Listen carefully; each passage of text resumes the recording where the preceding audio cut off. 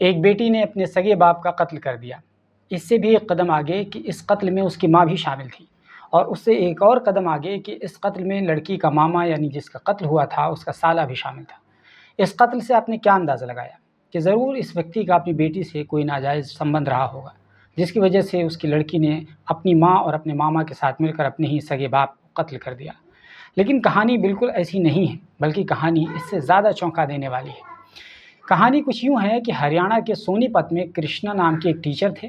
उनकी शादी साल 2007 में रोहतक के बहु अकबरपुर गांव की रहने वाली मनीषा से हुई थी। लेकिन शादी के बाद से ही मनीषा का रवैया ठीक नहीं था। मनीषा अक्सर अपने पति कृष्णा से लड़ाई झगड़े किया करती थी। इसी झगड़े से तंग आकर कृष्णा ने जगह बदलने का फैसला किया। पहले तो करनाल में रहने लगा, लेकिन उसके बाद आखिरकार वो सोनीपत के इंडियन कॉलोनी में शिफ्ट हो गए और यहीं रहकर वो जाजी गांव के एक सरकारी स्कूल में मुलाजमत करने लगे। यहाँ कृष्णा अपने एक बेटे और एक बेटी के साथ रहने लगे। जी हाँ, ये वही बेटी जिसने कत्ल किया था। इस बीच उस लड़की को पता चला कि उसकी माँ मनीषा एक लड़के से प्यार करती है। यूँ कहें कि उसकी माँ का एक्स्ट्रा मैरिटल अफेयर था। लड़के का नाम देवेंद्र था, जो कि द्वारकापुरी मेरठ उत्तर प्रदेश का रहने वाला था, यानी उस लड़की की माँ का प्रेमी। जब लड़की को अपनी माँ के प्रेम के बारे में पता चला कि वो मेरे पिता के अलावा एक लड़के से प्यार करती हैं, तो पहले तो लड़की को समझ नहीं आया, लेकिन धीरे धीरे माँ ने लड़की को अपने पाले में कर लिया। यहाँ तक कि लड़की की माँ मनीषा अपने प्रेमी देवेंद्र से उसको वीडियो कॉल पर बात भी करवाने लगी। इस तरह धीरे धीरे मनीषा और देवेंद्र बिना किसी रुकावट के एक दूसरे से मिलने लगे। कृष्णा के छोटे भाई ने हत्या के बाद जो पुलिस को शिकायत की थी, उसमें लिखा था कि जब उसका भाई स्कूल चला जाता था तो कृष्णा की बीवी अपने आशिक देवेंद्र को घर पर बुला लेती थी या उसके घर चली जाया करती थी, और ये काम वो लगातार करने लगी थी।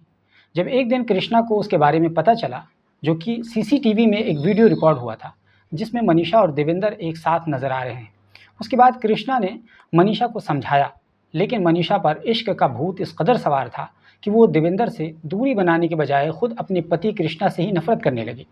क्योंकि वो अपने बच्चों को पहले ही देवेंद्र का मुरीद बना चुकी थी, तो उसके बच्चे भी उसकी मुखालफत नहीं करते थे। यहाँ तक कि देवेंद्र मनीषा के बच्चों को पैसे भी देता था, खर्च देता था, शॉपिंग करवाता था और उनको अपने बच्चों की तरह मानता था। इसलिए बच्चे भी अपनी माँ के प्रेमी को अहमियत देने लगे थे, क्योंकि मनीषा अपने बच्चों को अपने प्रेमी से मुलाकात भी करवाती रहती थी। तो बच्चे पैसे और शॉपिंग और देवेंद्र की मीठी मीठी बातों में आकर देवेंद्र को ही अपने असली बाप की तरह प्यार करने लगे थे, और उधर बच्चों का असली बाप कृष्णा उन बच्चों की ज़िंदगी से दूर होता जा रहा था। इस तरह धीरे धीरे असली बाप वो विलन बनता चला गया।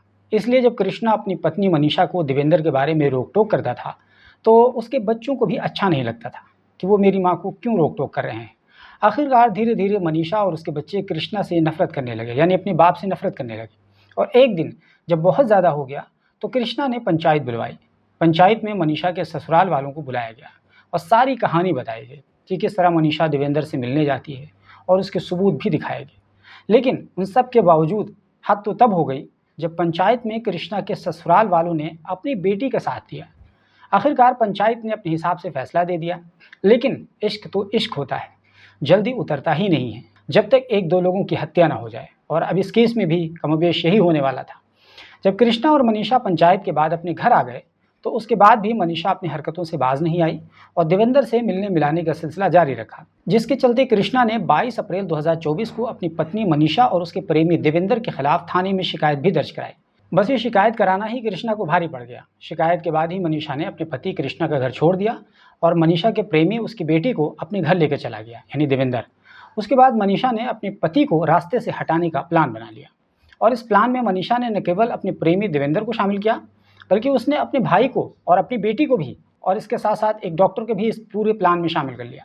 बेटी आसानी से अपने बाप के कत्ल करने का हिस्सा इसलिए बन गई क्योंकि वो, जैसा कि मैंने बताया, कि वो अपने बाप से नफरत करने लगी थी, इसलिए वो अपने बाप को देखना भी नहीं चाहती थी। इस कहानी में डॉक्टर को इसलिए शामिल किया गया था ताकि वो इनेस्थीसिया का इंजेक्शन बहुत प्रॉपर तरीके से लगा सके। आखिरकार पूरी तैयारी और प्लान के बाद 13 मई की रात को कृष्णा की हत्या कर दी गई, और हत्या कुछ इस तरह की गई कि रात को जब कृष्णा सो रहा था, तभी ये सारे लोग घर पर पहुंचते हैं। गेट खोलने में उसकी बेटी मदद करती है, यानी वही नाबालिग बेटी थी, और सोते हुए कृष्णा को डॉक्टर ने नींद का इंजेक्शन लगा दिया। लेकिन जब कृष्णा उठने लगा तो डॉक्टर ने ज़बरदस्ती पकड़कर इंजेक्शन का ओवरडोज लगा दिया, और उसके बाद ही कृष्णा की मौत हो गई। उधर ये सारे लोग वहाँ से भाग गए। जब सुबह हुई तो उसकी जानकारी कृष्णा के छोटे भाई को दी गई ये सुनकर कृष्णा का भाई इंडियन कॉलोनी पहुंचा तो देखा कि वहाँ सारे लोग, मनीषा और उसका प्रेमी देवेंद्र और उसके 2 बच्चे, ये तमाम लोग मौजूद हैं। और जब लाश देखी तो लाश बिल्कुल नीली पड़ चुकी थी। मनीषा गैंग ने बहुत चतुराई से सब कुछ डील किया था और सुबह खुद ही से घर ये लोग आ गए थे और सब कुछ ऐसा ज़ाहिर किया था मानो वो यहाँ पहली बार आए हैं और उन्हें भी हैरानी हो रही कि कृष्णा की मौत कैसे हो गई। लेकिन कृष्णा के भाई ने तभी उन लोगों पर हत्या का आरोप लगा दिया था। आखिरकार कृष्णा के भाई ने 14 मई को पुलिस में शिकायत दर्ज कराई, लेकिन 5 महीने गुजरने के बावजूद भी पुलिस ये केस नहीं हल कर पाई थी।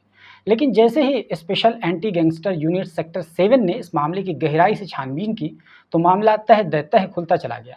मनीषा ने पुलिस से पूछताछ के दौरान इंकशाफ कर दिया कि उसके देवेंद्र के साथ नाजायज़ ताल्लुकात थे और कृष्णा इस रास्ते में रुकावट बन रहा था।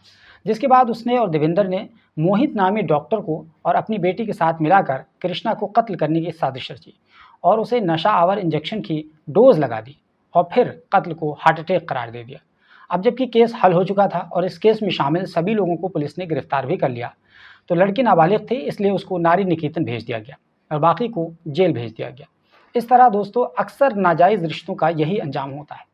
इश्क का भूत उतर चुका है, डॉक्टर मोहित के पैसे की लालच थी वो भी ख़त्म हो चुकी है, उसका मामला भी खटाई में पड़ गया क्योंकि अभी हाल ही में मोहित ने हॉस्पिटल खोला था, लेकिन देवेंद्र और मनीषा ने उसको इस काम के लिए बहुत मोटी रकम देने का वादा किया था और वो इसी लालच में फंस गया और उसने अपने ही हाथों से अपनी ज़िंदगी तबाह कर ली।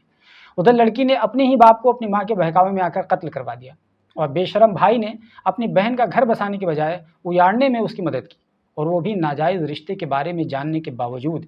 तो दोस्तों ये एक सबक सिखाने वाली सच्ची कहानी थी, हमने सोचा कि आपको सुनाएं।